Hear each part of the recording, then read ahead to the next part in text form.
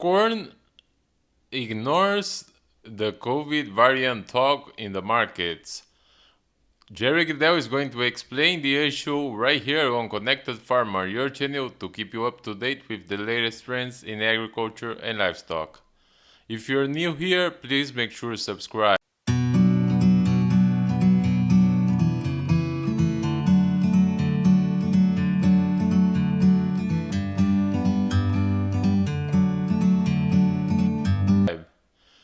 So, Jerry, we have seen in today's session that corn finished higher, 7 cents higher, while most of the other trading was lower today. What do you think is going on? Well, this week is always a little tricky one for involving futures markets and that.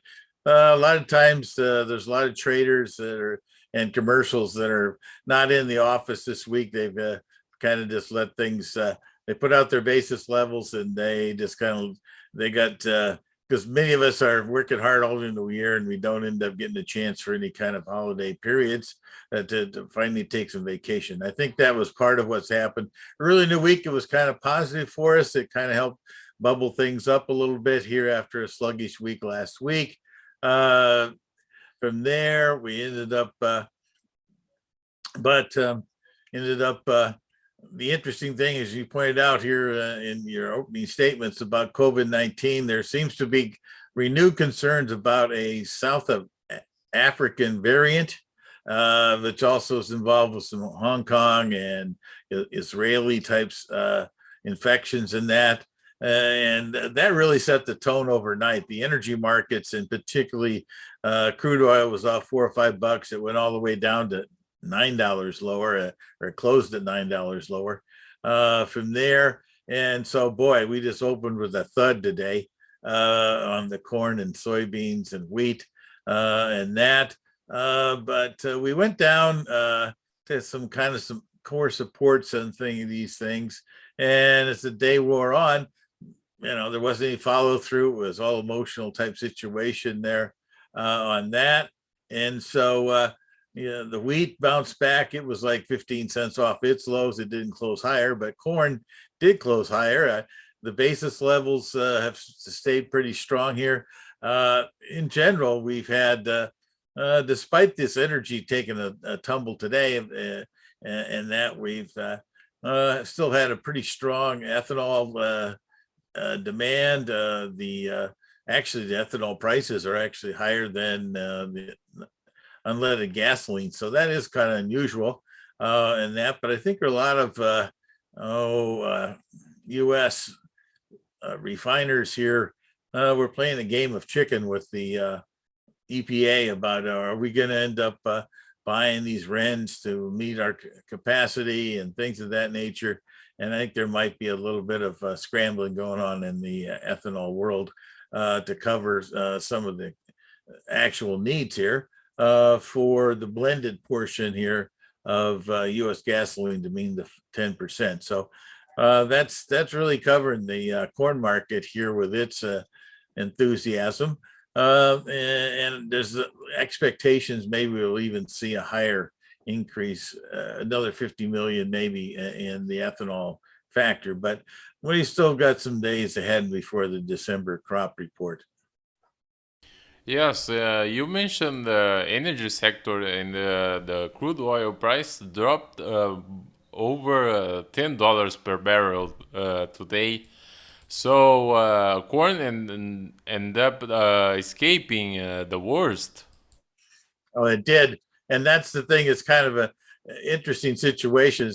And I think along with the ethanol portion of that demand for corn, I think there's also our export demand situation in that we can still ship corn out, through various locations here in the U.S.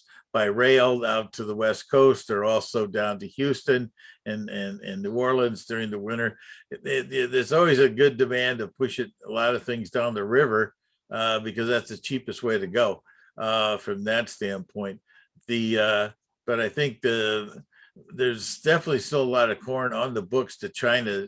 And this week's exports, by the way, had one of our strongest ones we've had for the fall here on weekly sales from there, plus the corn sales that we already had on the books with China. So that probably was another factor that helped support the corn. The wheat market, also, I think there was some commentary or pointed out to one of the things that happened to help bounce back today's wheat values from its lows. Now, as we mentioned, it was weaker yesterday, primarily on just liquidations of funds below $8.50 in Chicago. Interestingly, Kansas City and Indianapolis didn't have that swan song from there. But a couple things here coming in this afternoon, or during today's session, I should say. The Russians went ahead and increased their export or their export tariff up to $80 plus.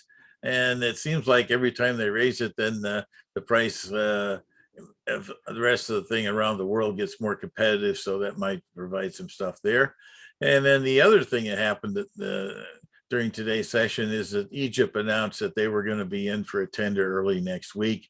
They were very modest in their purchases last time. I think they actually was about a week or so ago, and that, or maybe 10 days, that they bought just one cargo or so of stuff. And I think that I saw somewhere that they're 25 or 28% behind their purchases of wheat for last year. Now, I think they had a little better crop this year, but I'm not sure that they might be getting a little nervous here about getting some more stuff lined up ahead of them. And particularly the twist of this whole thing is if you're sourcing things out of the Black Sea, and right now there's been a buildup of troops on the Russian side of the border with Ukraine, boy, I'm not sure I'd want to be sending boats into the Black Sea if something erupted there on a political situation, sometime after Christmas or next year or whatever. So there's some other things going on that's making people nervous. And for soybeans, it's a pretty different picture with the January positions falling 14 cents. Yeah, they slipped a little bit here. Interestingly enough, we don't have any first notice day implications on the soybeans themselves, but we do have it on beans and oil, and along with corn and soybeans, or corn and wheat, I should say. That will be our first notice day is Tuesday of next week, so that'll be also watched closely. I think the crude oil weakness here had an impact on our bean oil and veg oil prices here.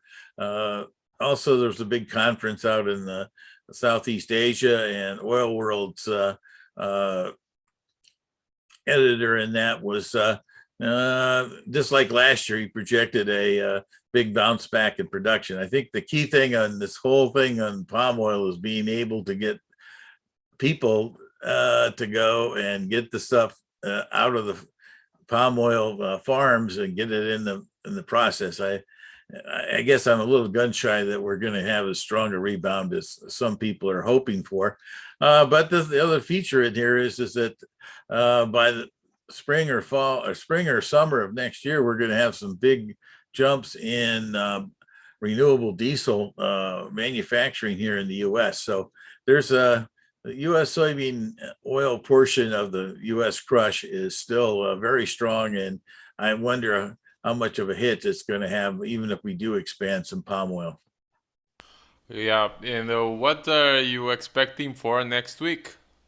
Well, that's a tricky one right now. I kind of feel like with this indications of corn and wheat bouncing back from this kind of ugly action we had this morning, that we might still have a little bit of firmness through most of next week. That's kind of tied in with the this U.S. barge system situation, where there's still a kind of a push to get some stuff down the river and things like that.